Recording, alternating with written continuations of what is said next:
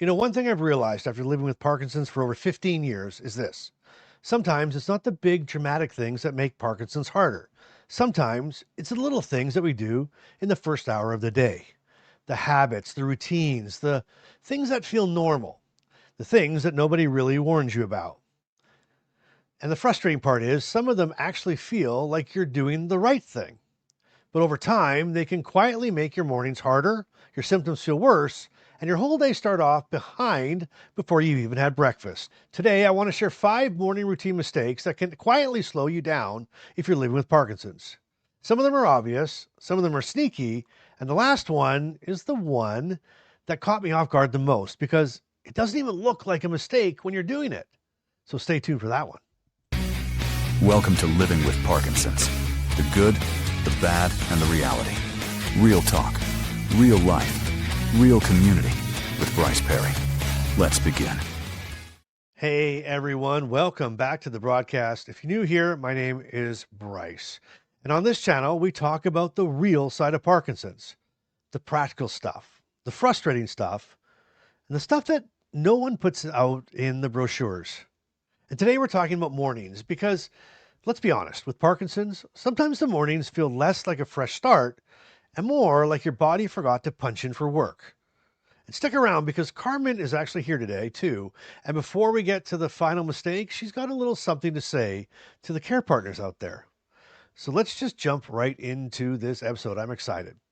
Now, the first morning routine mistake can quietly slow down your Parkinson's progress is this: starting the day too fast. Now, I know why we do it. You wake up, you already feel behind, or you need to get going. You've got appointments, you got responsibilities, medication, breakfast, maybe work, maybe grandkids, maybe a dog staring at you like you personally ruined his schedule. So the instinct is to jump up and just go. But with Parkinson's, that can backfire because a lot of us do not wake up ready. We wake up stiff, we wake up slow, we wake up foggy. We wake up like somebody unplugged half of the control panel overnight and forgot to leave us a note. And when you try to go from zero to full speed too quickly, it can make everything feel worse. Your balance feels off. Your steps feel awkward. You feel rushed. You get frustrated. And now your day has started with tension instead of rhythm. Now, I've had mornings where I thought, come on, Bryce, just get moving. Let's go. And meanwhile, my body was basically saying, buddy, we are not even booted up yet. We are still somewhere between loading the screen and an error message. And that's the thing. Sometimes the smartest start to the day is not a fast start at all. It's a steady one. A few moments to sit, a few moments to breathe, a few moments to let the system come online. Not lazy, not weak, just wise. And stay tuned because the next mistake is one that a lot of people don't even realize they're making. And it catches me off guard every time. So here's your second morning routine mistake. It's waiting too long to get moving.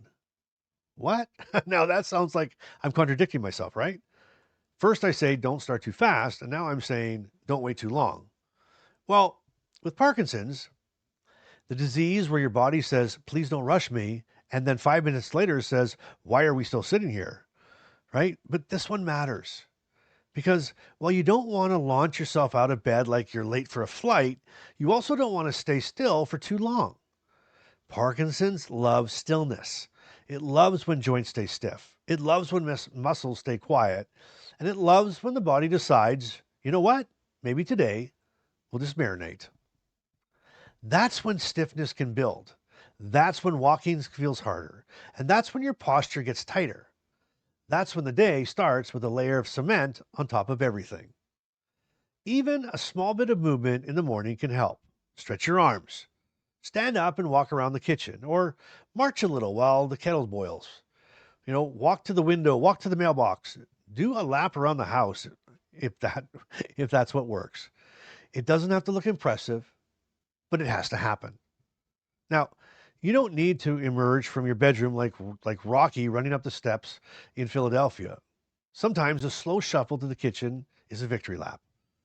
Because with Parkinson's, movement is not punishment. Movement is information. You're basically telling your brain, yeah, We're still using this body today. Please keep the lights on. All right, let's move along. So the third one is just huge, right? Especially if mornings already feel unpredictable to you. Your third morning routine mistake is this: getting your medications, food, and timing all tangled up. And this one's a big deal because mornings can turn into a bit of a traffic jam. You're trying to remember what time you took your meds at, or you're trying to think about breakfast. You're deciding whether you should eat first or take your meds first, or maybe the phone rings, maybe the toast burns. Maybe you forgot whether you swallowed your pills or just held them, like a maraca, right? And now your whole morning is off. Medication timing matters. Meal timing can matter. Protein can matter for some people. Hydration can matter, and consistency can matter. Now, everybody's body is different, and I'm not giving medical advice here. What I'm saying is this: if your mornings are random every day, sometimes your body ends up paying the price for that randomness.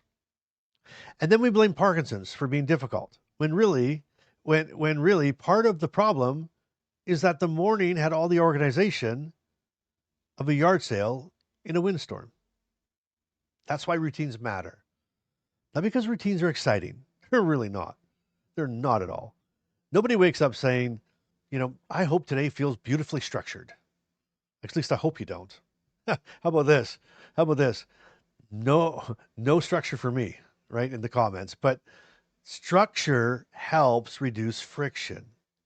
And with Parkinson's, friction matters. The less your body has to fight through the morning, the more energy you have left over for the rest of the day. So if mornings feel rough for you, one of the best questions you can ask is this: do I actually have a routine? Or do I have a reoccurring panic with coffee and pills? How do you like that? How about that in the comments? Say, routine for me or recurring panic, coffee and pills. Now the next one. Sounds simple, but it quietly affects more than people think. Now, before I get there, if these videos help you, if this channel makes you feel a little more understood, or a little more informed, or a little less alone, hit that subscribe button, because that helps this channel reach more people living with Parkinson's and more care partners too.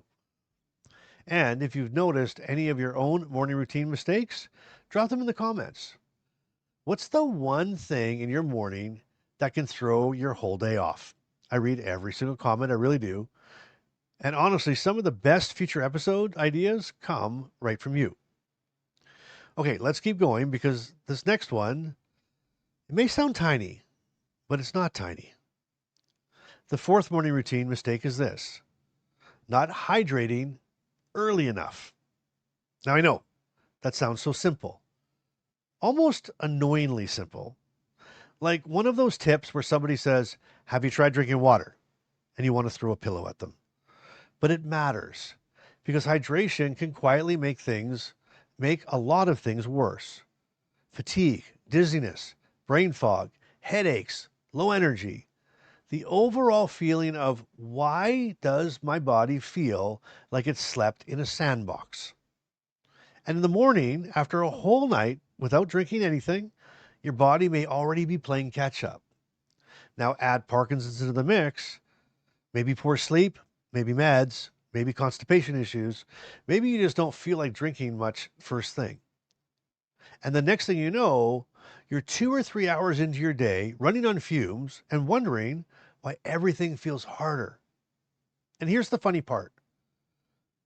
A lot of us with Parkinson's can manage medication schedules like air traffic controllers. We know the dose. We know the time.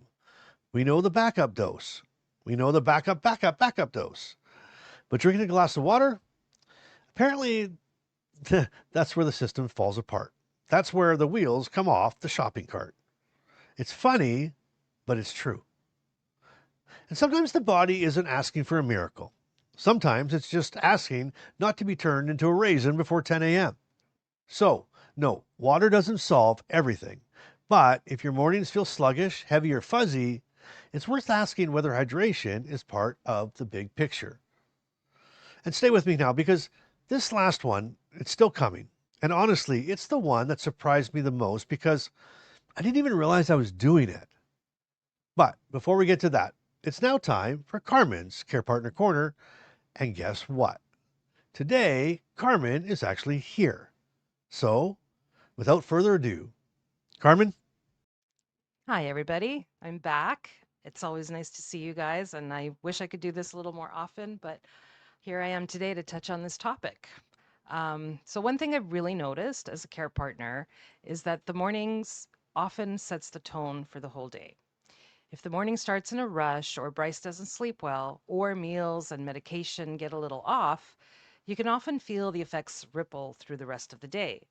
And sometimes the person living with Parkinson's doesn't even realize it in the moment because they're not just trying to get it going and push through. But care partners often notice those patterns, as we tend to do.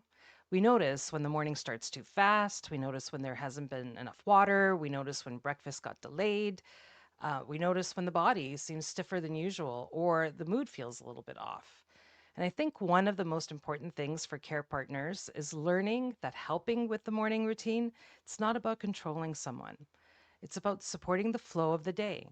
Sometimes that means helping keep things calm. Sometimes that means reminding about water or meds. Sometimes that means giving a little space instead of adding pressure, because mornings with Parkinson's are not always simple. And if you're a care partner watching this, just know that the little things you do really do matter. The calm you bring matters, the patience you bring matters, the routines you help protect matter. And if you're living with Parkinson's, having someone who understands that mornings can be a little unpredictable can make a big difference too. And I'll leave you with a little Carmenism. With Parkinson's, sometimes the morning routine isn't a routine at all. It's more like a group project where one person forgot the instructions and the other person is pretending not to be annoyed. Anyway, that's my Carmenism for today, and let's see if Bryce can top that one. And I also always want to remember that it is difficult, but they're worth it. Love you guys. Talk soon. All right, that was painfully accurate. Thank you, Carmen. I wonder which one I was. Was I the one? No, I know which one I was. Anyway, I appreciate you. And Carmen will be back with me on the next episode too, because we're taking this one step further and we're going to talk about the care partner mistakes that can quietly make Parkinson's harder for both of you. Okay, so you don't want to miss that. That's on the next episode. And now let's get to that last one for today. And this is the one that really surprised me because I thought I was being responsible. I thought I was being aware. I thought I was being smart. But really, I was making my mornings heavier than they needed to be. And here it is. The fifth morning routine mistake is this: starting the day by scanning your body for everything that might be wrong. Now, this one got me because when you live with Parkinson's, it makes sense to pay attention. You notice your stiffness, you notice your balance, you notice your hand, you notice your foot, you notice your voice, and you notice whether your face feels a little more masked. You notice whether your meds seem to be kicking in. That part is that part is understandable. But sometimes that awareness turns into a full-blown morning inspection. How do I feel? Is it worse? Why is my leg doing that? Was that there yesterday? Is this a new symptom? Did I sleep wrong? Is my medication off? Is this stress? Is this progression? The heck's happening? And before you've even brushed your teeth, your brain is already hosting a medical conference, and Parkinson's has somehow nominated itself the chairperson. Now, the problem is that kind of constant scanning creates tension, and tension can feed stress, and stress can feed symptoms. And now your day begins with fear, frustration, and overanalysis instead of just beginning. Now, I'm not saying ignore your body, of course not. With Parkinson's, paying attention matters. But there is a big difference between noticing and interrogating. There's a difference between awareness and ambushing yourself.